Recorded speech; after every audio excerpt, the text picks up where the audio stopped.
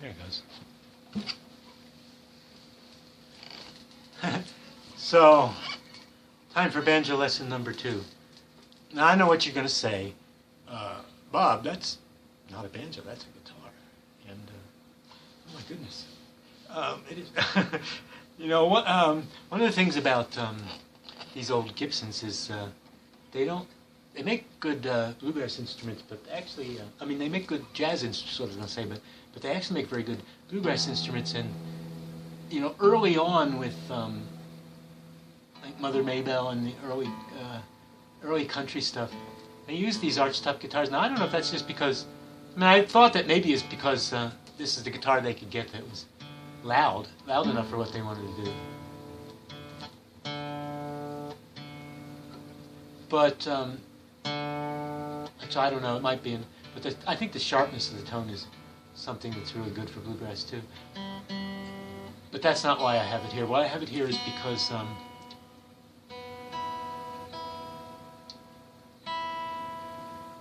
it needs to be tuned. No, I have it here because there's a concept that I want to try to communicate at this point, because I think you should get it early in terms of understanding the way the banjo works, particularly in terms of playing with other musicians, and if they're into bluegrass, definitely. You're going to want to know this. There is a syncopation that goes on between the guitar and the banjo. Now, I don't want to say that it is a literal syncopation, like in other words, when the guitar's on the downbeat, the banjo's on the upbeat. It's not quite like that, but it's close. It's like that. It's, you know, it's that kind of, that's what makes it, that bluegrass quality. It's like it's two sides of a train, you know. One side's a little squeakier than the other. Yeah, anyway, sorry for that kind of image, bluegrass image there. Anyway, so we're going to talk about Salty Dog Blues. Now, Salty Dog Blues is an easy tune, and I'm going to just do it on the guitar straight here for a second so you can see what I'm talking about.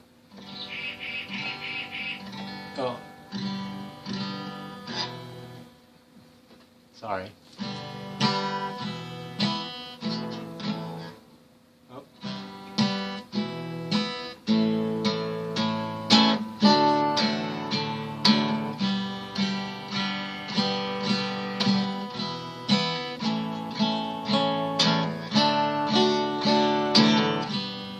It's just G, E, A, D, G,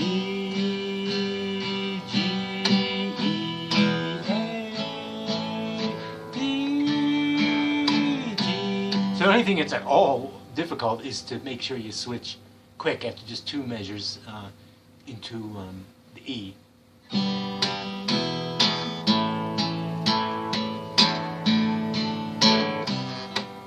Now that basically, although it's oversimplification, that basically is the rhythm of the piece for the guitar, but not for the banjo.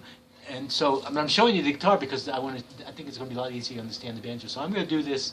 Now I'm not a bluegrass guitar player, so you have to forgive me, but because I'm not seasoned in it or anything like that. But I can do it basically to show you what I'm talking about. Because I want to, don't worry about the notes or even if I miss a chord or whatever. Just to think about that downbeat.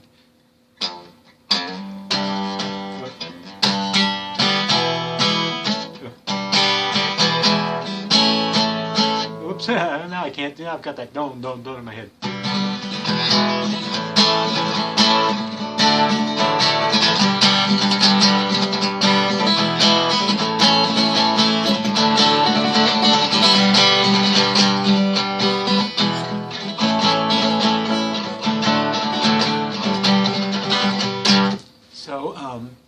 That is what the guitar does, and you know, good guitarists will be doing all kinds of runs and so forth along with that. But that's the chord pattern. But the banjo is going. It's going up when the guitar is going down. It's kind of weird, but you got to think about that because it actually does do that. And I don't know. I don't remember, Kevin, to be honest, the point at which I got this playing the banjo, learning banjo, bluegrass. I really don't remember, but I think it was a while. And I had a lot of trouble playing with other people, and this is basically why. And that's why I want to try to save you the trouble that I had, because, we all just don't have as much time to fool around as we did back then. I felt like I had all the time in the world to fool around, but we don't now, so let's fool around in a more smart way. Okay, so we're going to talk about this chord formation, basically. I don't know what you saw online the other day, but probably this, but we're going to talk about it. So you take your pinky and you put it on the 5th fret, 1st string, 5th fret, and your ring finger, and put it on the 4th string, also the 5th fret. And then your middle finger goes on the 3rd string at the 4th fret, and your index finger goes on the 2nd string at the 3rd fret. And you have that formation, just like that. And that is quite often used to slide up and down the neck.